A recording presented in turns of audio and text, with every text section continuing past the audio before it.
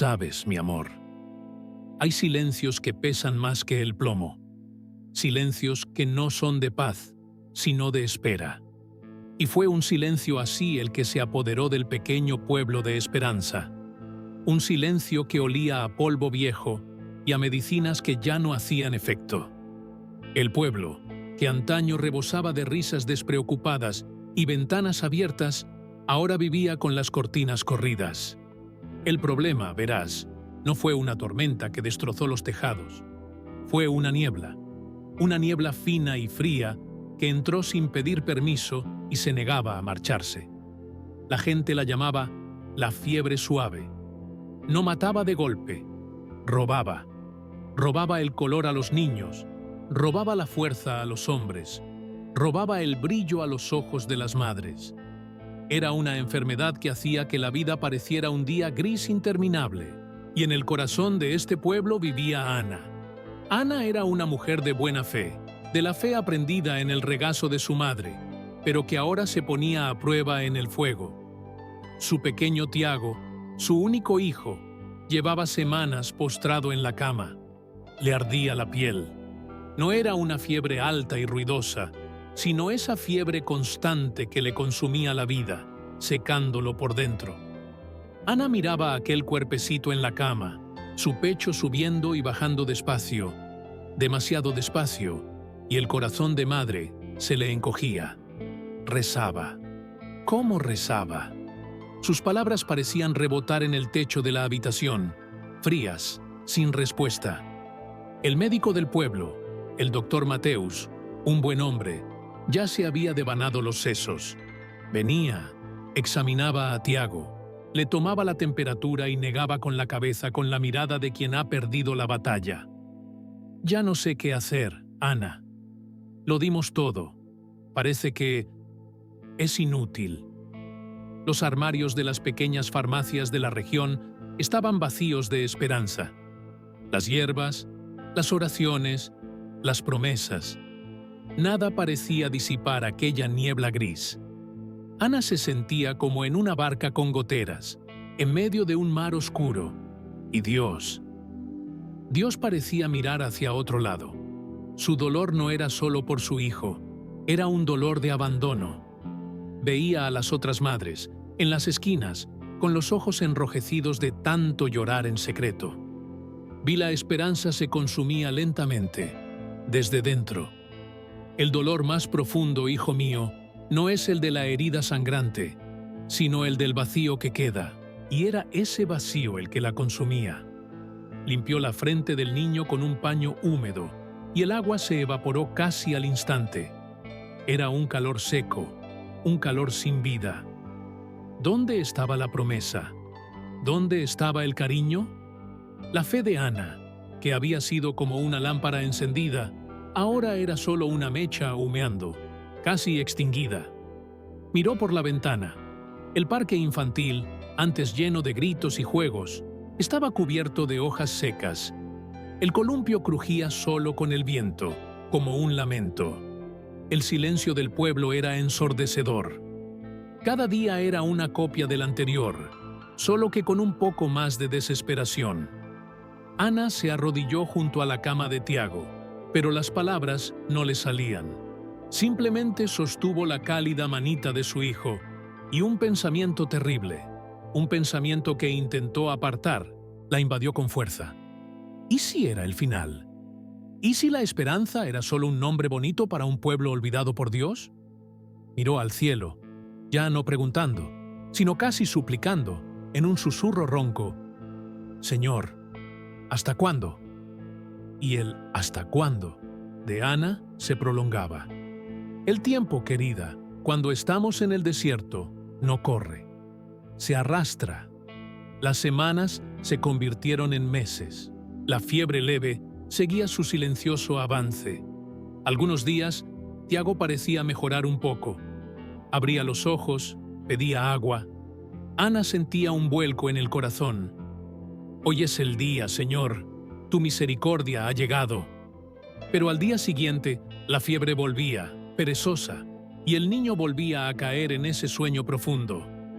¿Sabes lo que es eso? Es la esperanza que florece por la mañana y se marchita por la tarde. Es una prueba cruel para el alma. La fe de Ana empezó a endurecerse. Su oración cambió. Ya no era el grito desesperado de la primera semana. Ahora era un murmullo obstinado, casi automático. Despertar, cuidarse, rezar, dormir, repetir. Era la fe de la rutina, la fe de quien no tiene a dónde ir. La comunidad de Vila Esperanza, antaño tan unida, empezó a fragmentarse. La gente tenía miedo, miedo a visitarse, miedo a que la enfermedad se extendiera aún más. El doctor Mateus dejó de hacer visitas a domicilio. Solo se quedaba en su consultorio, recibiendo a quienes aún tenían fuerzas para ir, sabiendo que solo podía ofrecer un poco de consuelo, pero ninguna cura. La duda, la duda. Es como una mala hierba, hijo mío. Empieza pequeña, en un rincón oscuro de la mente. ¿Pregunté mal? ¿Es esto un castigo? ¿De verdad le importa a Dios un pueblo tan pequeño? Ana vio cómo vecinos de toda la vida cerraban sus casas y se marchaban. Iban a la gran ciudad, probando suerte, huyendo de la niebla. Cada puerta cerrada era un clavo más en el ataúd de la esperanza de Ana. Pero ella no podía ir. James estaba demasiado débil para un viaje. ¿Y a dónde iría ella? Ese era su territorio, ese era su lugar. Estaba atrapada en esa encrucijada, rodeada de arena y sin rastro de un oasis. Un día, Ana casi se rindió. Era una tarde lluviosa. La lluvia golpeaba el cristal de la ventana, pero no traía el olor a tierra mojada, no brindaba alivio. Parecía una lluvia triste. James estaba más pálido de lo normal. Ana miró la imagen de Jesús en la pared, un regalo de su abuela. Los ojos de la imagen parecían distantes. «No puedo más», susurró a la imagen. «Hice todo lo que supe. Mantuve la fe.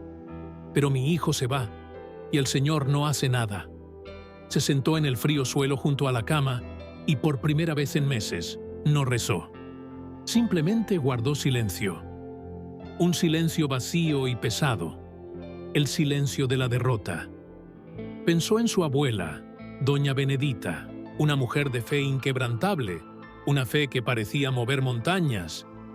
«Ay, abuela, si estuvieras aquí, sabrías qué hacer». Pero su abuela había fallecido hacía muchos años. Ana estaba sola. Cayó la noche y Ana permaneció allí, en el suelo. La lámpara casi sin queroseno. El desierto parecía haber ganado. La esperanza no había muerto del todo, pero estaba enterrada tan profundamente que Ana ya no tenía fuerzas para desenterrarla. Y no tenía ni idea, querida, de que la respuesta que buscaba en el cielo estaba allí mismo, bajo el polvo de su propio tejado, oculta, esperando el momento preciso para revelarse. Pasaron varios días más después de aquella noche en que casi se rindió. Ana seguía con su rutina, pero algo en ella era diferente. Era como si hubiera aceptado el vacío. Se movía por la casa como una sombra. Entonces, una mañana, mientras el sol intentaba en vano atravesar la niebla, Ana decidió ordenar su antigua habitación. Era la habitación de su abuela, Doña Benedita. Estaba llena de cajas, recuerdos cubiertos de polvo. Ana necesitaba cualquier cosa para ocupar sus manos y despejar su mente. Abrió un viejo baúl. El aroma a cedro y lavanda seca se elevó, y por un momento la abuela pareció estar allí.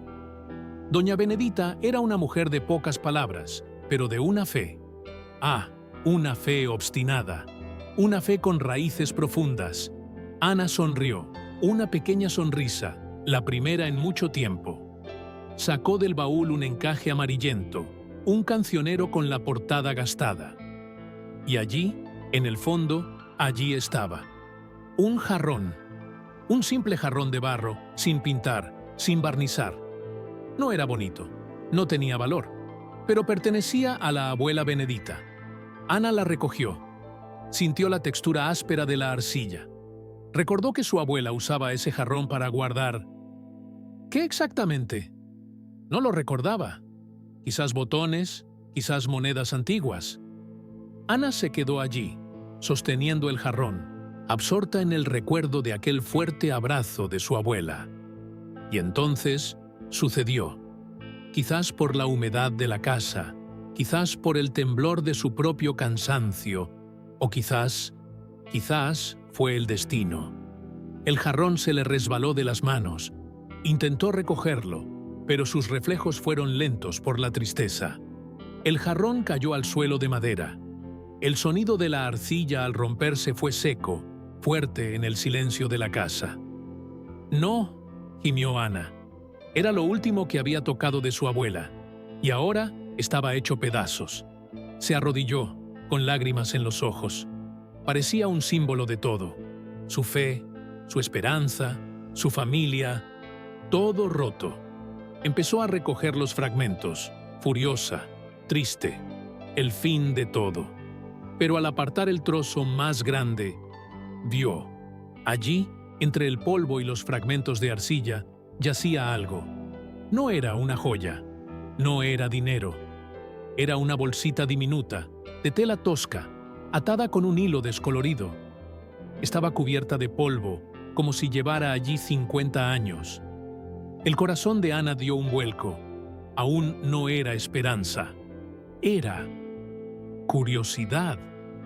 ¿Por qué su abuela escondería algo tan pequeño, con tanto cuidado, dentro de una simple vasija de barro? Cogió la bolsita. Era ligera. Sintió algo pequeño y duro en su interior. Miró los fragmentos de la vasija, luego la bolsita en su mano. ¿Qué era? ¿Qué secreto era ese que requería que la vasija se rompiera para ser revelado? Ana aún no lo sabía, pero ese sonido al romperse no era el sonido del final. Había sido el sonido del principio. Ana permaneció allí, arrodillada en el suelo de madera, con la bolsita de tela áspera en la palma de la mano. El olor a polvo y arcilla lo impregnaba todo.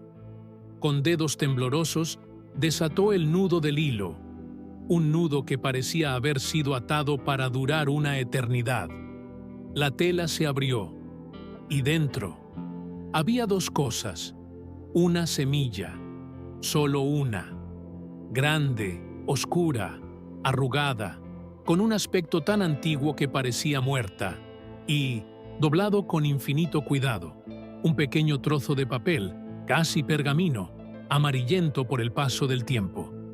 Ana abrió el papel.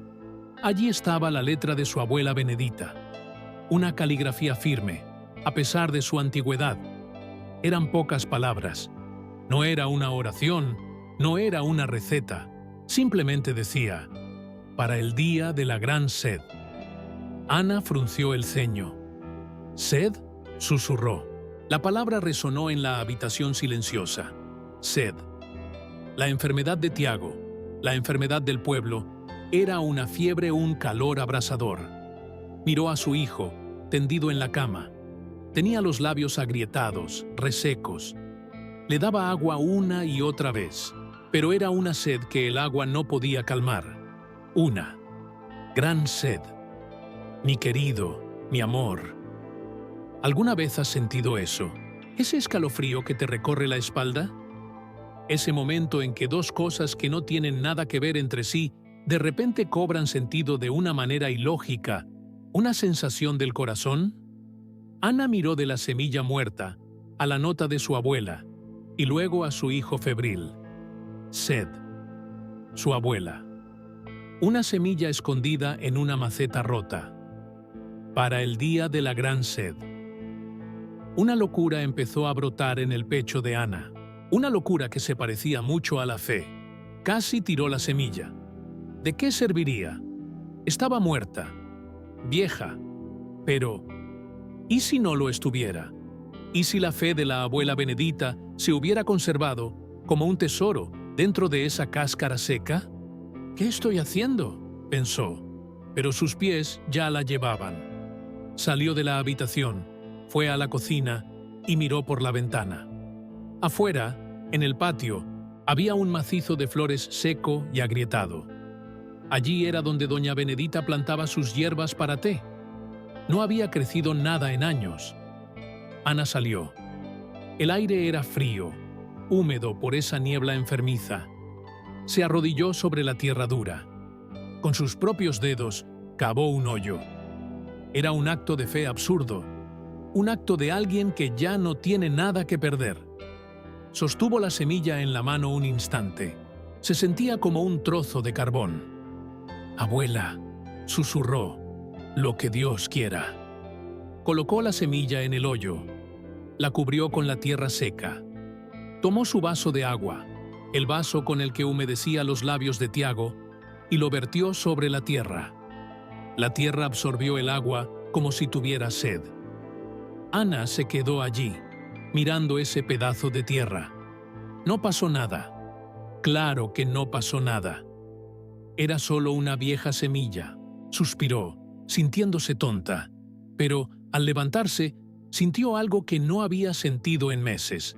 No era alegría, era propósito. Había hecho algo que su abuela le había preparado. Había obedecido un susurro del pasado. Regresó adentro, sin saber que el milagro ya no la esperaba. Ya había comenzado a abrirse paso entre la tierra oscura. Esa noche, Ana apenas durmió, pero no por desesperación, sino por una nueva ansiedad, una chispa que le ardía en el pecho. Cuando el primer rayo de sol, pálido y enfermizo, tocó la ventana, Ana saltó de la silla donde había dormido, corrió hacia la ventana de la cocina y contuvo la respiración.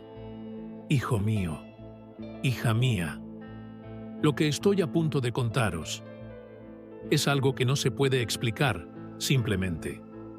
Hay que creerlo. Donde la noche anterior solo había tierra seca y agrietada, ahora brotaba una planta, pero no era una planta cualquiera. Era una planta verde, un verde tan vibrante, tan lleno de vida, que lastimaba los ojos acostumbrados al gris del pueblo. Era como si toda la vida que faltaba en la ciudad se concentrara allí. Ana salió corriendo, descalza, tocó la hoja. Era exuberante. «Dios mío», susurró, y la planta creció. Casi podía ver, estaba creciendo. No era un crecimiento normal, era un crecimiento milagroso. Al mediodía, lo que había sido un brote ya era un pequeño arbusto. Las hojas tenían una forma que Ana jamás había visto. Al anochecer, con la puesta de sol, una flor se abrió. Una sola flor. Un azul profundo. Un azul que recordaba a un cielo despejado después de una tormenta. ¿Y el olor? ¡Ah! El olor no era un perfume dulce. Era un olor a alivio. Olía a tierra mojada, a buena lluvia, a vida pura. Ana siguió observando. ¿Y ella? Yo sabía, como si su abuela le susurrara al oído, supo exactamente qué hacer. Recogió unas hojas de aquella planta milagrosa. La planta parecía ofrecérsele. Regresó a la cocina con las manos temblorosas. Hirvió el agua. El olor del vapor inundó la casa, y por primera vez no era olor a enfermedad, sino a curación. Preparó un té. Era de un color ámbar claro y luminoso. Esperó a que se enfriara. Llevó la taza a la habitación de Tiago. El niño tenía mucha fiebre y respiraba con dificultad. «Tiago, hijo mío». Le levantó la cabeza con cuidado. «Bebe, bebe por tu madre». El niño, casi inconsciente, obedeció. Bebió el té, sorbo a sorbo. Y entonces, silencio. Ana observó el rostro de su hijo. 1 minuto, 2. Y entonces, sucedió. El calor seco que quemaba la piel de Tiago empezó a filtrarse. Un sudor intenso, un sudor febril, comenzó a brotarle en la frente, en el cuello. El niño tosió, una tos profunda, y de repente abrió los ojos. Pero ya no los veía borrosos ni distantes. Se enfocaron. Vieron Ana. «¡Mamá!». La voz salió débil, pero era su voz. «Mamá, yo tengo frío». Ana rompió a llorar. ¡Frío! Tenía frío. La fiebre estaba bajando. Lo cubrió con sus brazos, llorando, riendo, dando gracias. Salió corriendo, recogió más hojas. Preparó un frasco entero. Corrió a casa de su vecina, doña Clara, cuya nieta también estaba enferma. «Bébelo, dáselo». Doña Clara la miró con recelo, pero el brillo en los ojos de Ana era algo que no había visto en meses. Le dio el té. Y la niña despertó. La noticia, querida, se extendió como la pólvora. Voló más rápido que el viento. «¡El té de Ana! ¡La planta de la abuela Benedita! ¡Un milagro!». En una hora, vi la esperanza, antes silenciosa, era un hervidero. El sonido de ollas hirviendo, puertas abriéndose, gente corriendo. La gente hacía cola en el patio de Ana. Cuanto más se cosechaba la planta, más brotaba. Parecía una fuente inagotable. La niebla gris de la enfermedad no desaparecía, era. Expulsarla inundó un aroma a sanación. Al amanecer del día siguiente, vi la esperanza despertó sana. La gran sed había sido saciada. El milagro estaba allí, creciendo en el patio de Ana, nacido de una semilla muerta encontrada entre los fragmentos de una maceta rota. ¡Qué historia tan conmovedora! ¡Qué hermosa es la obra de Dios! Fíjate, Ana buscaba sanación en el cielo, y Dios la había escondido en el polvo, en el pasado. ¿Cuántas veces, querida, miramos nuestras vidas y solo vemos vasijas rotas, un sueño truncado, una pérdida que aún duele, una relación que se rompió, un diagnóstico que parecía el fin? Miramos los fragmentos y pensamos, se acabó, no hay remedio, Dios me ha olvidado. Pero la historia de Ana nos enseña algo precioso. Es precisamente en lo roto donde Dios esconde las semillas más poderosas. La provisión de Dios para Vila Esperanza no se creó en ese momento, fue plantado 50 años antes, gracias a la fe de una abuela.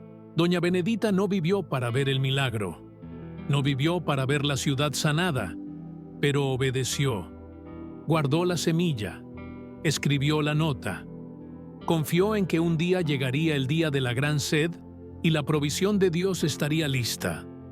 Tu bendición, hijo mío, a menudo no es solo para ti, es un legado. La fe que tienes hoy, tu firmeza al creer incluso cuando todo está roto, puede ser la semilla que cure la gran sed de tus nietos. Dios no guardó silencio mientras Ana sufría. Simplemente esperaba el momento oportuno, el momento de romper la vasija, el momento de revelar lo que estaba oculto. Y les pregunto a ustedes, que me escuchan ahora, ¿cuál es la vasija rota en sus vidas hoy? ¿Cuál es la situación que parece ser solo dolor, solo fragmentos, solo el final? ¿Podrían, con los ojos de la fe, mirar un poco más de cerca? ¿Será que, en medio de este dolor, Dios ha escondido una semilla, una lección, una nueva fortaleza, una provisión que aún no has visto? Me encantaría escuchar tu historia. La fe se fortalece cuando la compartimos. Deja un comentario abajo. Cuéntale a nuestra comunidad. ¿Cuál fue el vaso roto en tu vida que, por la gracia de Dios, reveló una semilla de esperanza? Llenemos este espacio con recordatorios de que nuestro Dios es experto en transformar fragmentos en milagros. Si esta historia de Ana, Tiago y la abuela Benedita te conmovió, deja tu amén abajo. Dale me gusta a este video para que este mensaje de esperanza llegue a alguien más que hoy esté enfrentando sus propias dificultades. Y, por supuesto, suscríbete al canal para que podamos seguir juntos, semana tras semana, compartiendo estas conmovedoras historias de fe. Que Dios te acompañe. Y nunca olvides, incluso el vaso roto tiene un propósito en las manos del alfarero.